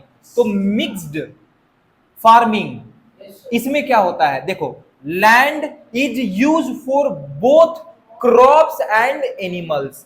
इसका मतलब सर एक लैंड में क्रॉप को डेवलप किया जा रहा है, land is use for both, यानी कि क्रॉप को भी डेवलप कराया जा रहा है और एनिमल्स के लिए भी कुछ स्पेस को छोड़ा गया है, हाँ रियरिंग किया जा रहा है। Crops for food, crops sir develop किया जा रहा है एक एरिया में खाना यानी फूड के लिए, और एनिमल्स को मिल्क के लिए, मीट के लिए और एग के लिए। हाँ बताओ बात समझ में आ रहा है? सबको बात समझ में आ रहा है? सर मिक्स्ड फार्मिंग क्या होता है? सर मिक्स्ड फार्मिंग ऐसा फार्मिंग होता है जिसमें लैंड का यूज किया जाता है क्रॉप और एनिमल्स दोनों के लिए, क्रॉप और एनिमल्स दोनों के लिए। सर ऐसे फार्मिंग को मिक्स्ड फार्मिंग कहते हैं। फोकस, ऐसे फार्मिंग को हम लोग मिक्स्ड फार्मिंग कहते हैं। और बात आता है कि सर ये बताइए, और लेट आती थोड़ा सा, सर आप ये बताइए, सर आप ये बताइए कि क्रॉप और एनिमल्स दोनों को एक ही लैंड पे डेवलप कराया जा रहा है। क्रॉप किसके लिए सर? फूड के लिए, और एनिमल्स मिल्क के लिए, मीट के लिए। यस और नो? तो मिक्स्ड फार्मिंग समझ आ गया? यू यू आया समझ में? हाँ, वेरी नाइस। अब आगे देखो, अब आता है प्लांटेशन फार्मिंग। देखो अभी हम लोग क्या बोले, हम लोग कॉमर्शियल फार्मिंग का 3 टाइप्स होता है। कौन कौन सा? सबसे पहला हम लोग डिस्कस किए कौन सा? Commercial grain farming. दूसरा हम लोग डिस्कस कर लिए मिक्स्ड फार्मिंग, और तीसरा अब डेवलप डिस्कस करने जा रहे हैं प्लांटेशन फार्मिंग। बोलो यस। यस, ठीक है। हल्का हल्का फील हो रहा है ना? बहुत कॉम्प्लेक्स हो रहा है क्या? कॉम्प्लेक्स हो रहा है ना? हाँ, वेरी नाइस। देख बेटा, प्लांटेशन फार्मिंग क्या होता है, ध्यान सुनो। देखो, only one crop is grown on a large farm. सिर्फ सर एक तरीके का क्रॉप को बहुत बड़े लार्ज फार्म में डेवलप किया जाता है। प्लांटेशन फार्मिंग मतलब सर एक लैंड पे एक क्रॉप, ठीक। जैसे टी, तुम कभी देखा है जी? असम में, दार्जिलिंग में, केरल में, उसमें सिलीगुड़ी है, सब बोलते हैं सिलीगुड़ी, दार्जिलिंग। हाँ, दार्जिलिंग हो गया, असम हो गया, केरला हो गया। इन सब में दूर दूर तक तुम देखोगे, सर मेरे घर है सर। एक मिनट, टी प्लांट किया हुआ है कि नहीं? तो सर प्लांटेशन फार्मिंग एक ऐसा फार्मिंग होता है, प्लांटेशन फार्मिंग एक ऐसा फार्मिंग होता है जिसमें बड़े से एरिया में एक तरीके का प्लांट को हम लोग डेवलप करवाते हैं। आ रहा है बात समझ में? एग्जाम्पल में tea, coffee, rubber, sugar cane, ये सब जो है एग्जाम्पल हो गया प्लांटेशन फार्मिंग का। Tea, coffee, rubber, sugar cane. Tea, coffee, rubber, sugar cane are the example of sugar cane, are the example of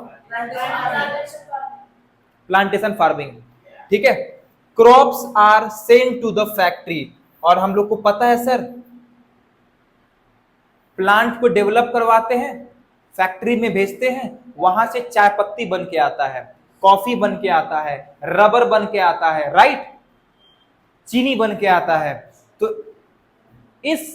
तो तुम एक बात को बहुत अच्छे तरीके से नोट किए हो ना कि सर अभी तक जो भी हम लोग 3 पढ़े, मिक्स्ड फार्मिंग, प्लांटेशन फार्मिंग और कॉमर्शियल ग्रेन फार्मिंग, इन सभी में फार्मर पैसा अर्न कर रहा है। यस और नो?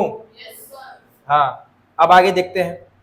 अब देखो तुम्हारे बुक का ये पिक्चर, एनसीईआरटी बुक का पिक्चर क्या है यहाँ पे 3.4 में, क्या देखो, शांत, नोमैडिक हर्डिंग देखो, है ना, अपने जानवरों को लेकर के इंसान।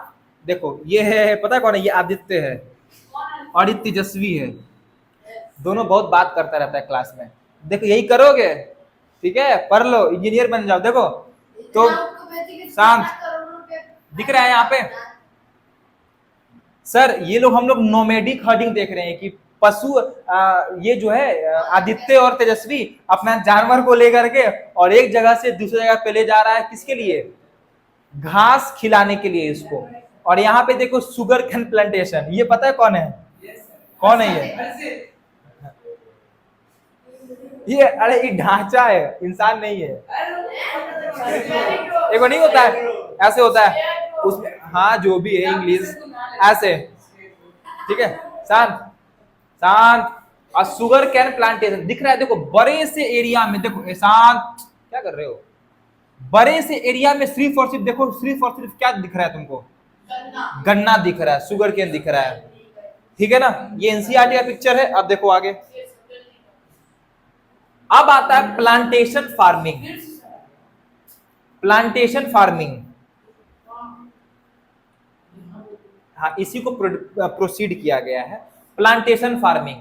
This farming only one type of grown. इसको थोड़ा सा आगे देखो, ये बता दी यहां तक, हाँ, एलोबरेट किया गया। ओहो, एलोबरेट इंग्लिश। देखो, नाइस नाइस, शांत, हम भी बोलेंगे quite.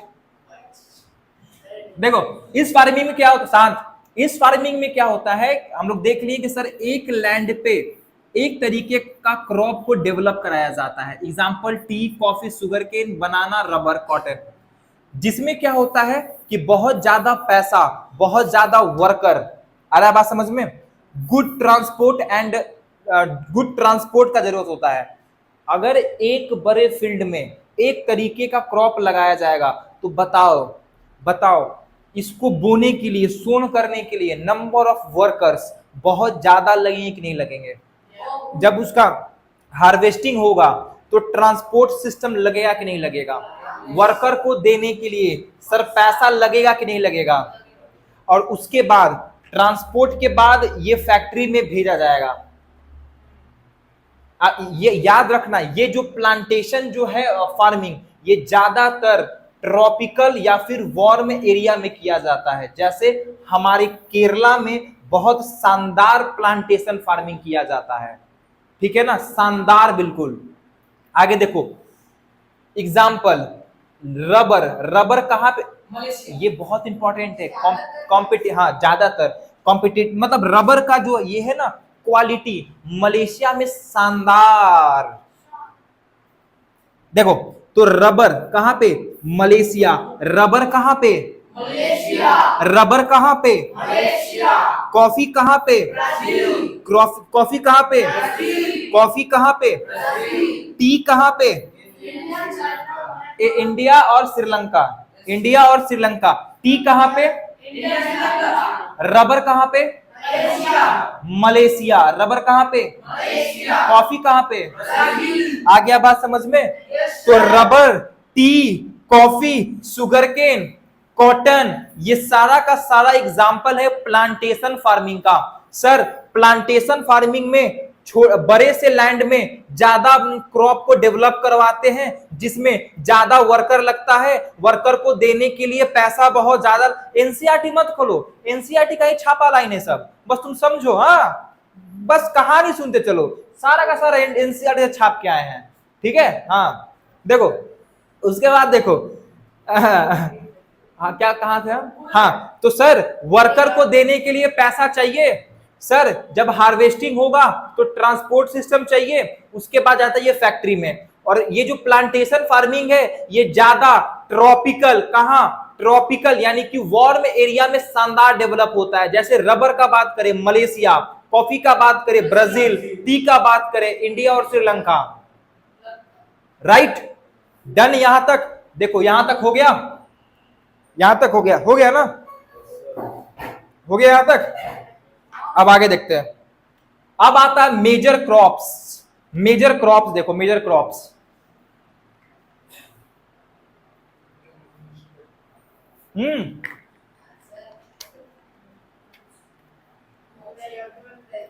These crops are grown for food, clothes and drink.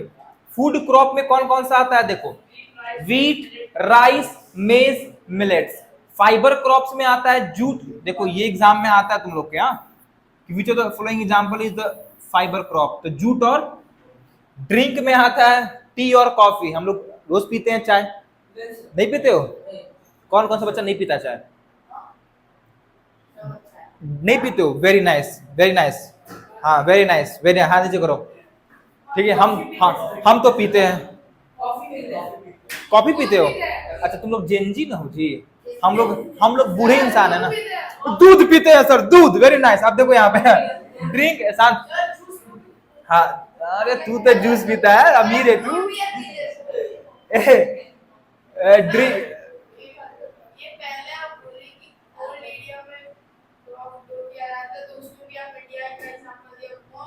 तो इंडिया एक ऐसा जगह पे आता है कि देखो जहां पे हर एक तरीके का वेदर, नीचे जाओगे तो वार्म और ऊपर जाओगे तो कोल्ड। आ रहा है बात समझ में? नहीं वार्म कह सकते हैं क्योंकि इक्वेटर के करीब में। शांत हो गया। अब आगे देखो, तो मेजर क्रॉप्स में आता है हमारा सबसे पहला राइस। अब यहां से रट्टाफिकेशन करना शुरू करना है हम लोगों को। क्या करना है? रट्टाफिकेशन। राइस, राइस हम लोग डेली, तुम लोग मार भात चोखा खा के आते हो। अरे सॉरी, तुम लोग तो पुलाव खा के, पुलाव। अरे हम लोग गरीब है, हम लोग मार भात खा के आते हैं डेली, ठीक है। देखो राइस क्या है, main food for many people in the world, पूरे वर्ल्ड में राइस बहुत खाया जाता है। इवन इंडिया में हमारा तो आफ्टरनून का खाना ही है दाल भात चोखा। अब बिहार में तो कंपलसरी है सर, दाल भात चोखा चटनी अचार। अभी आम का सीजन है तो आम, आहा मजा आ गया। अब आ जाओ शांत।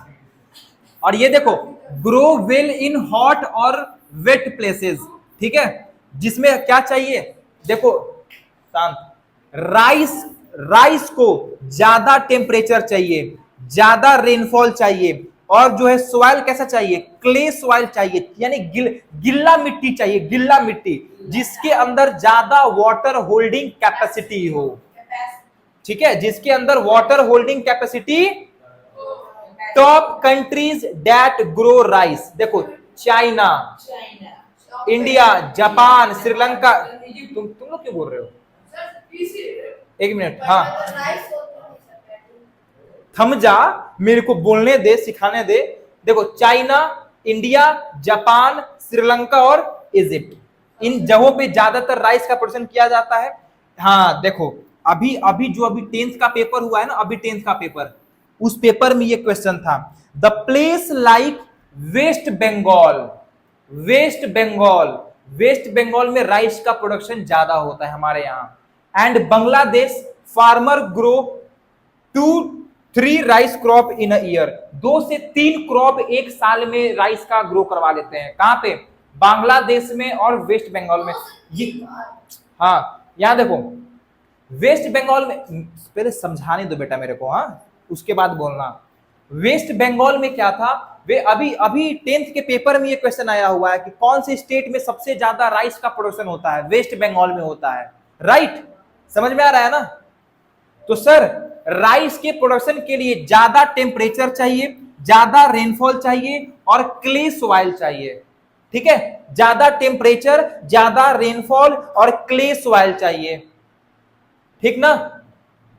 China, India, Japan, Sri Lanka, Egypt, West Bengal हमारे यहां फेमस है। तो राइस समझ में आ गया। पिक्चर देखो, ये देखो राइस, राइस का यहां पे हो रहा है कल्टीवेशन, दिख रहा है पिक्चर में, क्या है, राइस फार्मिंग दिख रहा है यहां पे। पहले ये लोग नर्सरी से क्या करती हैं, सीडलिंग्स उठाती हैं, और उसके बाद यहाँ पे क्या हो रहा है, सोन किया जा रहा है, दिख रहा है, इसमें सोन होगा, इसमें होगा, इसमें देखो ये सीडलिंग्स डेवलप हो गया है, ठीक है ना। तो ये फार्मिंग, अभी तुम लोग को लगता है ना कि सर पढ़ाई बहुत टफ है, पढ़ाई बहुत टफ है, कभी ऐसे जाकर है ना, अभी तुम लोग बच्चा लोग कहता है सर आप 4 बजे बुला रहे हैं, बहुत धूप नहीं होता, बिल्कुल नहीं होता। तुम जा करके देखो ठेले वाले को, तुम जा करके देखो किसान को, उसका जो ये चमड़ा होता है, चमड़ी देह का, वो बिल्कुल जला हुआ रहता है। हम लोग यहाँ पे पंखे में बैठकर, एसी में बैठकर सिर्फ अपना दिमाग चलाते हैं, कथा सुनते हैं, हाथ नीचे करो, हम मौका देंगे बोलने का। हम लोग सिर्फ कथा सुनते हैं तो हम लोग को लगता है हम लोग मेहनत कर रहे हैं, बिल्कुल भी नहीं। मेहनत वो लोग कर रहे हैं जो करकराती धूप में हम लोग के लिए फसल उगा रहे हैं। अभी ना जाते दुकान में देते हैं पैसा, मिल जाता है चावल, इतना आसानी से नहीं होता है, इसमें दिन रात का मेहनत किया जाता है, दिन रात का। किसान का तुम देखना स्किन, ये जैसे मेरा है ना, गोरा गोरा लग रहा है, व्हाइट व्हाइट से लग रहा है, उन लोग का स्किन बिल्कुल जला हुआ रहता है। तो किसानी करना हार्ड वर्क का काम है, पढ़ाई करना हार्ड वर्क का काम नहीं है। यहाँ पे टीचर आ रहा है, आपके एनसीईआरटी को बिल्कुल पोस्टमार्टम कर दे रहा है और आपके दिमाग में भर दे रहा है। तो तुम लोग को लग रहा है कि अरे सर, फिर भी तुम लोग को लग रहा है कि बहुत टफ है, बहुत टफ है। कुछ टफ नहीं है, बस तुम लोग समय नहीं देते हो। और जो बच्चा पढ़ाई को समय देगा, 2 बार 3 बार बोलेगा, अपने आप उसको पढ़ाई से मोहब्बत हो जाएगा, बोलो यस। लेकिन अगर तुम ये मान के चले हो ना कि पढ़ाई बहुत टफ है, नहीं आ रहा है सर आंसर राइटिंग करना, नहीं लिखने आ रहा है सर, तो तुम गधे हो। तुम एक बार जाकर देखो, जो आफ्टरनून में जो जाकर अभी जो ठेला लेके जाता है, ठेला लेके देखो आफ्टरनून में कैसे लेकर जाता है। तुम लोग को पढ़ाने के लिए बुलाते हैं कि 4 बजे आ जाना बेटा, सर बहुत धूप है। एक मिनट, आप तो धूप का, ठीक है हम अब 2 बजे बुलाएंगे, आएगा? नहीं, ऐसा नहीं है। बहुत सारे, नहीं एक मिनट शांत, बहुत सारे बच्चे बोलते हैं कि 4 बजे नहीं आएंगे, 3 बजे नहीं आएंगे। बीच में क्यों बोल रहे हैं, कंप्लीट करने दे मेरे को, राइट। अब आगे देखते हैं, अब आता है वीट, अब आता है हमारा वीट। तो इस कारण से पढ़ाई को डेडिकेटली फॉलो करना है, बोलो क्या स्पेलिंग करते थे थोड़ा आगे करिए ना। शांत, ठीक है। तो इस कारण से पढ़ाई को बिल्कुल हल्के में नहीं लेना है, ठीक है। और पढ़ाई से आसान चीज इस दुनिया में कोई चीज नहीं है, ठीक है ना। वीट, शांत। वीट देखो, अब हम लोग वीट के बारे में पढ़ते हैं। Grow in cool weather with some rain. ये ज्यादा अच्छा वीट कहां पे होगा? जहां पे ठंडा ठंडा मौसम है और थोड़ा बहुत रेन वहां पे होता रहता है। क्या चाहिए सर इसको? कूल वेदर चाहिए ग्रोइंग टाइम पे, सनी वेदर एट, हाँ ये सब एग्जाम में आएगा कि बताओ वीट को हम लोग हार्वेस्ट जब करते हैं तो कौन से वेदर में करते हैं? सनी वेदर में। और इसके लिए कौन सा मिट्टी सूटेबल है? Loamy soil. और ये जो है ज्यादातर अच्छा USA, Canada, Argentina, Russia, Ukraine और ऑस्ट्रेलिया और इंडिया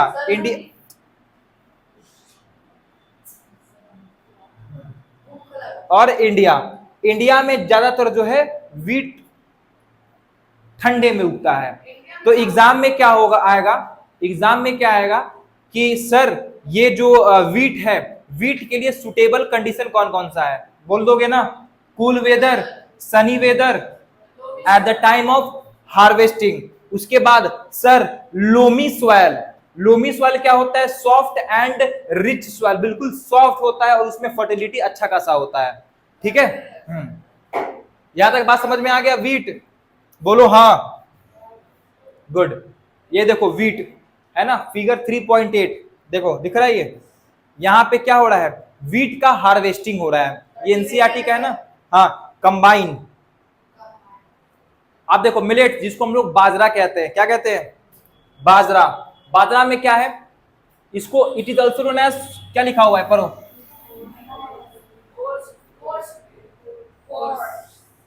कोर्स ग्रेन। जो पढ़ना है पर स्पेलिंग याद रखना, ठीक है। Coarse grain very tough crop होता है। ये बहुत ज्यादा क्या होता है? Tough crop. Grown in poor soil and less, इसको चाहिए grown in poor soil and less water, ठीक है। इसके लिए क्या चाहिए? बहुत कम रेनफॉल चाहिए और टेम्परेचर बहुत ज्यादा चाहिए। सिंपल सी बात है।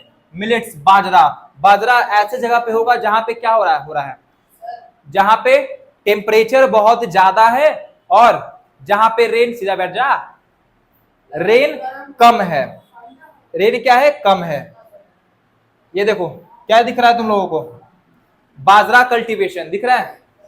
बाजरा शांत, तो शुरू करें? चलो, हम लोग कहां तक कर लिए थे कल हम लोग यहां तक कर लिए थे, ये फिगर तक हम लोग कर लिए थे, राइट। चलो नेक्स्ट, आज हम लोग को देखना है मेज, जिसको क्या बोलते हैं? कॉर्न बोलते हैं। मेज मतलब कॉर्न, भुट्टा। हाँ ध्यान दो, मेज नीड्स, मेज जो है वो उसको जरूरत होता है किस चीज का? देखो, नीड्स मॉडरेट टेम्परेचर, रेनफॉल और प्लेंटी ऑफ सनलाइट। यानी भरपूर मात्रा में मेज को क्या चाहिए? सनलाइट चाहिए। कम अमाउंट में, मतलब टेम्परेचर मॉडरेट चाहिए, ज्यादा टेम्परेचर नहीं चाहिए इसको, ठीक है। टेम्परेचर मॉडरेट, रेनफॉल ठीक ठाक, प्लेंटी, सनलाइट। और देखो, grows best in fertile and well drained soil. मतलब कि वैसा सॉइल जिसमें पानी अच्छा खासा रहता है और ये फर्टाइल सॉइल में अच्छा ग्रो करता है, ठीक है ना। तो मेज मतलब कॉर्न। कॉर्न को चाहिए सर मॉडरेट टेम्परेचर, राइट। देखो तो सही आ रहा है, उधर से सही आ रहा है ना? हाँ सर, मॉडरेट टेम्परेचर चाहिए, ठीक है। और प्लेंटी ऑफ, मतलब भरपूर मात्रा में सनलाइट चाहिए। तो ये तो बता दिए, it is also called corn. Where it's, कहां पे ये ग्रो होता है? ये एग्जाम्स में आता है। जो मेज या कॉर्न है वो जो है नॉर्थ अमेरिका, ब्राजील, चाइना, रसिया, कनाडा, इंडिया और मैक्सिको, ये सब याद करना है। मेज का इंपॉर्टेंट स्टेट कंट्रीज कौन कौन सा है? नॉर्थ अमेरिका है, ब्राजील है, चाइना है, रसिया है, कनाडा है, इंडिया है और मैक्सिको है। हाँ मैक्सिको। मेज का मतलब क्या होता है बताओ? कौन? शांत। भुट्टा। भुट्टा को चाहिए बढ़िया टेम्परेचर, भुट्टा को चाहिए प्लेंटी ऑफ सनलाइट, उसको चाहिए moderate temperature, plenty sunlight, rainfall ठीक ठाक, ठीक है, जो कि Brazil, north America, Mexico, India, Canada ये सब में ग्रो कराया जाता है। बोलो हाँ। तू अपना बाल कटोरा कटवा लिया है क्या? है ना, लग रहा है कि कटोरवा रख क्या काट दिया है बाल। नहीं शांत। अब देखो सेकंड हमारा आता है, शांत। सेकंड हमारा आता है कौन? Crop, sorry cotton. कॉटन के बारे में देखो, कॉटन का चाहिए ज्यादा टेम्परेचर, लाइट रेनफॉल, यानी ज्यादा रेनफॉल नहीं, लाइट मतलब कम होता है। लाइट मतलब प्रकाश और लाइट मत समझ जाना, ठीक है? क्यों? अच्छा ठीक है, तो सर इसमें मॉडरेट रेनफॉल चाहिए, ब्राइट सनलाइट चाहिए, और यहां ध्यान दो about 210 Frost free days. Frost free का मतलब देखो क्या होता है, क्या होता है? नो कोल्ड या फ्रॉस्ट, यानी कि ज्यादा ठंडा नहीं चाहिए इसको ज्यादा ठंडा दिन नहीं चाहिए। इस कारण से इंडिया में भी कॉटन बहुत शानदार उगता है, इंडोनेशिया में भी बहुत शानदार उगता है कॉटन। हाँ, ग्रोज वेल इन ब्लैक, ये बहुत इंपॉर्टेंट है यार, उसको बंद कर दो यार, पे कर रहा है वो उधर से, बंद करो अच्छे तरीके से। देखो हाँ वो भी बंद कर दो, ध्यान दे बेटा इधर। सर ये जो कॉटन है ये ब्लैक सॉइल और एल्यूवियल सॉइल, एल्यूवियल सॉइल में शानदार उगता है, और ज्यादा उगता है किसमें? Black. Backbone straight, be attentive, loose पूज, ध्यान दो। सर कॉटन जो है, कॉटन ब्लैक सॉइल में शानदार उगता है, एल्यूवियल सॉइल में मस्त उगता है, और इसको कपड़ा यानी कि टेक्सटाइल बनाने में यूज करते हैं। और जो टॉप कंट्रीज है वो है China, USA, India, Pakistan, Brazil और इजिप्ट। ये सब एग्जाम्पल में बहुत आएगा, ठीक है ना? समझ में आ रहा है? कोई दिक्कत तो नहीं? चाइनीज तो नहीं बोल रहे हैं हम, चाय चुंग चिंग चिंग चोंग, हिंदी बोल रहे हैं ना? दिमाग में घुस रहा है ना? आगे देखो नेक्स्ट, अब आता है जूट। देखो jute is also called golden fibre. बोलो मेरे साथ, कौन सा fibre? Which crop is also known as golden fiber? Jute is also known as golden. Jute को सर हम लोग गोल्डन फाइबर के नाम से जानते हैं। जूट को सर हम लोग गोल्डन फाइबर के नाम से जानते हैं। जूट को चाहिए hot weather, heavy rain, humid air, ठीक है ना? इसको क्या क्या चाहिए sir? Hello focus, right sir, इसको चाहिए हॉट एयर। बोलो हाँ, हॉट एयर, इसको hot weather, sorry hot weather, चुप, हॉट वेदर, इसको चाहिए ह्यूमिड एयर। क्या चाहिए बेटा? ह्यूमिड एयर, और चाहिए हैवी रेन यानी प्लेंटी रेन चाहिए, ठीक है? Which crop is known as golden crop, ठीक है? कहां कौन से सॉइल में अच्छा उगता है सर? एलुवियल सॉइल में बहुत शानदार जूट उगता है। कॉटन बताओ, कॉटन कौन से सॉइल में? हाँ, black and alluvial soil. Mainly black soil is also known as cotton soil. हाँ, क्योंकि उसमें कॉटन बहुत शानदार उगता है। यूज टू मेक बैग्स, है ना? जूट का बैग, रस्सी। आ गया बात समझ में?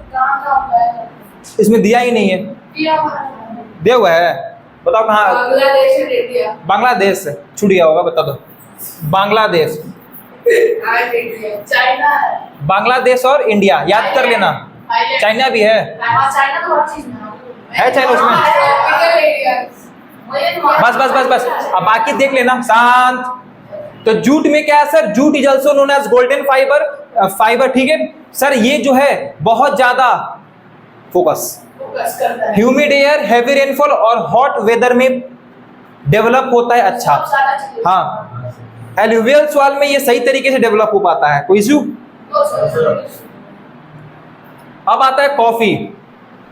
देखो कॉफी को जो है वार्म एंड वेट वेदर चाहिए। क्या चाहिए बेटा? वार्म एंड वेट वेदर चाहिए। ये किस सॉइल में अच्छा उगता है?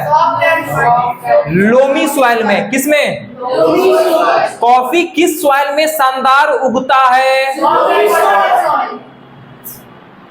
Hilly area are the best, इसको उगाने के लिए हिली एरिया अच्छा होता है। जैसे सबसे नंबर 1 पे कॉफी के प्रोडक्शन करने में नंबर 1 पे कौन सा है? ब्राजील, उसके बाद कोलंबिया, उसके बाद इंडिया, वियतनाम भी इसमें ऐड कर लेना, एग्जाम में ये आएगा, ठीक है। ब्राजील नंबर 1 पे है कॉफी डेवलप करवाने में, प्रोड्यूस करवाने में। कोई दिक्कत? आगे, अरे ये छूट गया, कॉफी प्लांटेशन बुक में देख लेना इमेज, बुक में इमेज देखो है।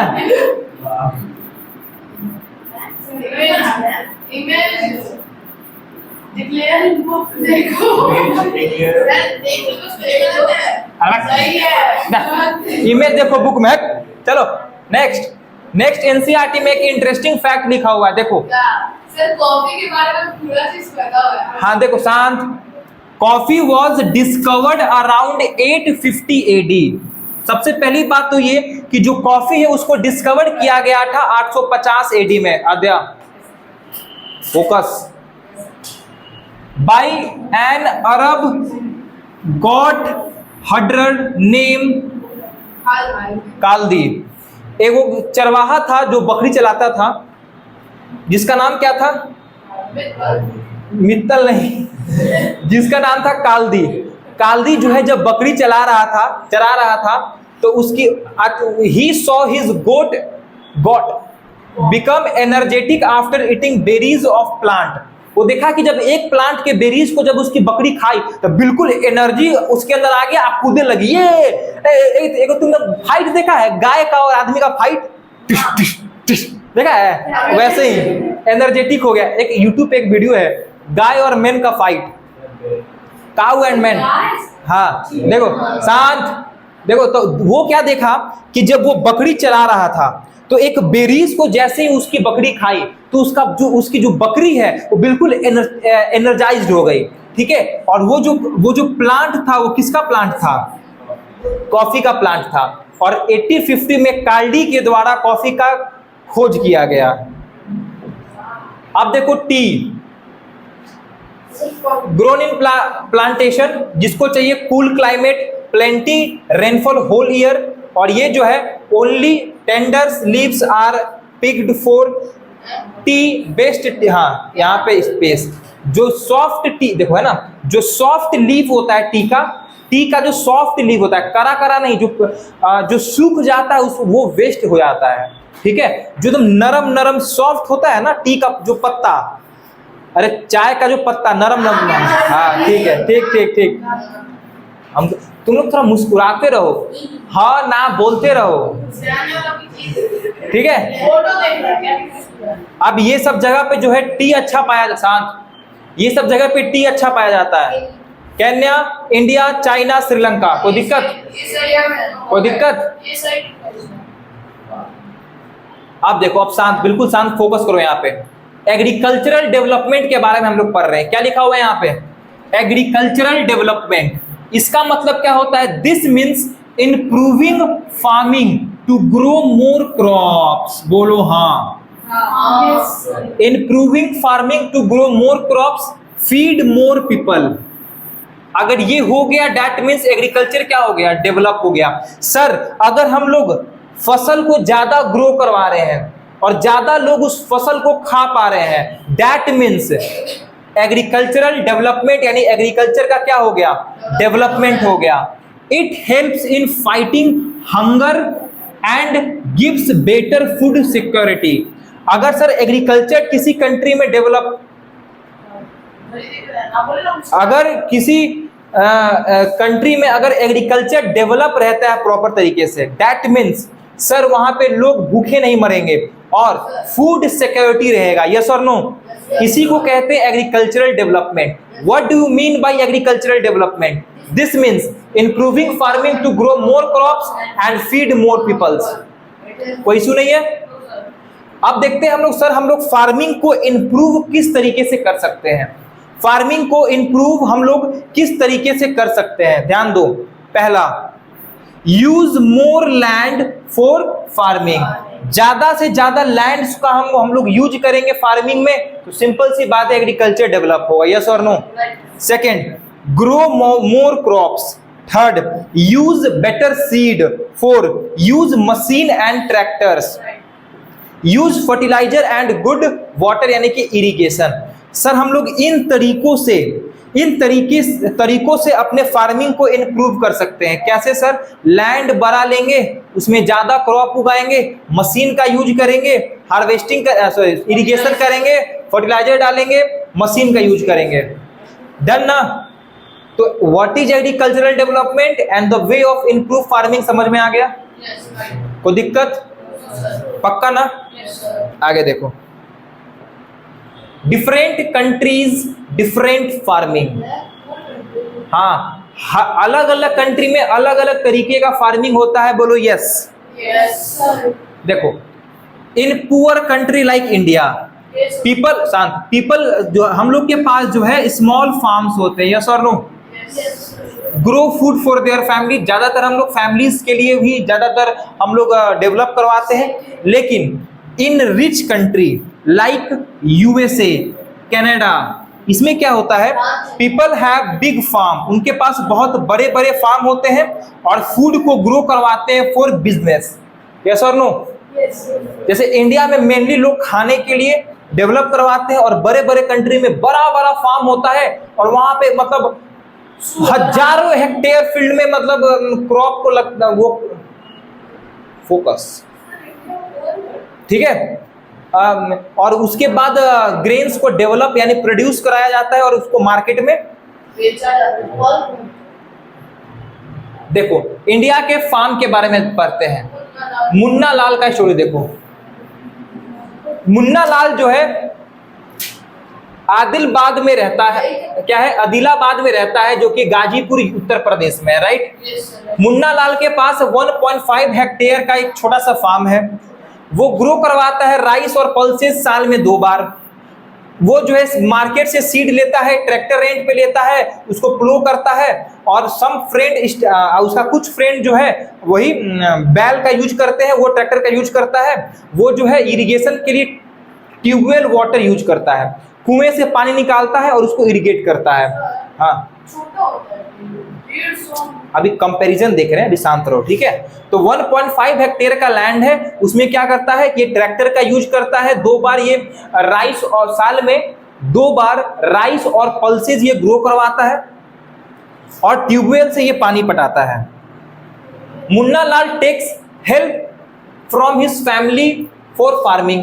वो बोलता, वो उसका कुछ बेटा, बड़ा बेटा, छोटा बेटा उसका हेल्प करता है फार्मिंग करने के लिए। Sometime he takes loan from bank और cooperatives to buy good seed, जैसे HIV, high yield variety seed.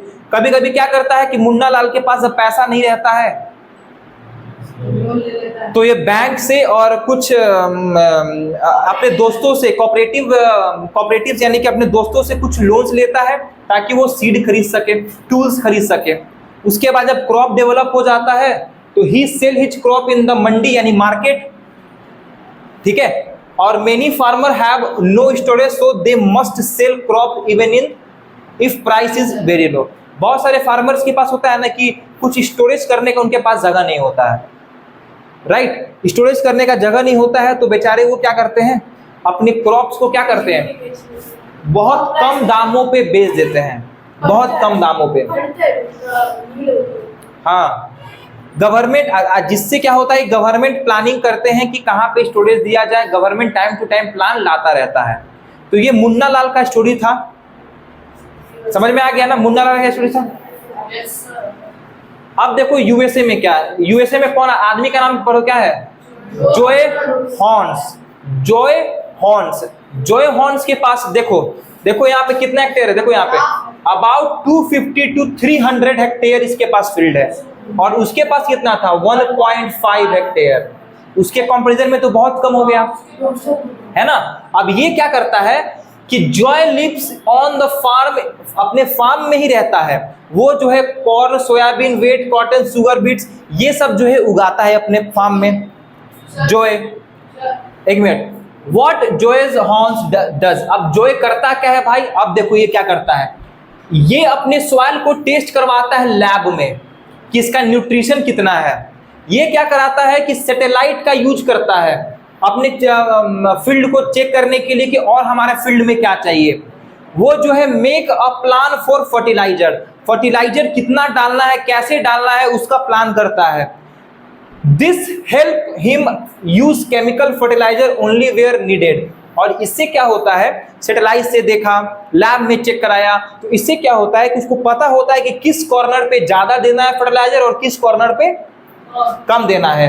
He also protect crop by using pesticides against insects. Pesticides क्या होता है, दवा होता है इंसेक्ट्स को मारने के लिए, राइट। अब आगे देखो, खत्म हो गया, ये डिफरेंस रहा, ये डिफरेंस रहा। हाँ बिल्कुल, और इरिगेशन करता है ड्रोन से। अभी हमारे यहाँ है ना, अभी हाँ, ड्रोन से ये लोग क्या करता है कि बिल्कुल वो अरे वो स्कैटरिंग ऑफ सीड ड्रोन से करता है, फर्टिलाइजर ड्रोन से करवाता है, ठीक है ना। तो ये डिफरेंस रहा छोटे फार्म यानी इंडिया के फार्म्स और यूएसए के फार्म्स में, राइट। तो बताओ, अगर ये प्रॉपर अमाउंट में फर्टिलाइजर डाल रहा है, इरिगेशन कर रहा है प्रॉपर अमाउंट में, तो ज्यादा फसल किसका अच्छा होगा, जोए का अच्छा होगा। मुन्ना लाल अपने सस्ते दामों पे अब 2 रुपए किलो को भी बेच देगा, 2 रुपए किलो, है कि नहीं। और ये जो है अपने यहाँ अपने देश में तो रखेगा ही रखेगा, बाहर भी क्या करेगा, एक्सपोर्ट करेगा। यस और नो, समझ में आ रहा है ना, कोई दिक्कत नहीं। हमारे किसान, अगर हमारे किसान भी अगर थोड़ा पढ़ ले, ठीक है, और हमारा गवर्नमेंट और सपोर्ट करे हमारे किसानों को, तो हमारे यहाँ जो क्वालिटी का जो सब्जी होता है या फिर कोई फसल होता है वो बहुत कम ही पूरे वर्ल्ड में होता है। तो हम लोग भी बहुत, अभी तो बहुत कम एक्सपोर्ट होता है, और ज्यादा मात्रा में हम लोग एक्सपोर्ट कर सकते हैं और फार्मर का जो लाइवलीहुड है वो बेटर कर सकते हैं। और यहाँ पे हम लोग का चैप्टर पूरा खत्म हो जाता है, ठीक है। हम लोग एनसीईआरटी का बिल्कुल पोस्टमार्टम यहाँ पे कर चुके हैं। 4 दिन हम लोग को लगा, लेकिन बहुत ये प्रोडक्टिव दिन था, राइट। अब तुम लोग को क्या करना है, इन सभी स्लाइड्स के हेल्प से अपना नोट्स बनाओ, उसको याद करो और क्वेश्चन सॉल्व करो, ठीक है। लेकिन कल के कल सारे बच्चे को याद रहना चाहिए, कल सारे बच्चे से एक एक पॉइंट सुना जाएगा, यानी घर पे जाना है, 2 से 3 घंटे आराम से पढ़ना है और पढ़ने के बाद कल आना है, राइट। ये तुम्हारा चैप्टर पूरा का पूरा कवर हो गया। तो आज की सभा ये समाप्त हुई।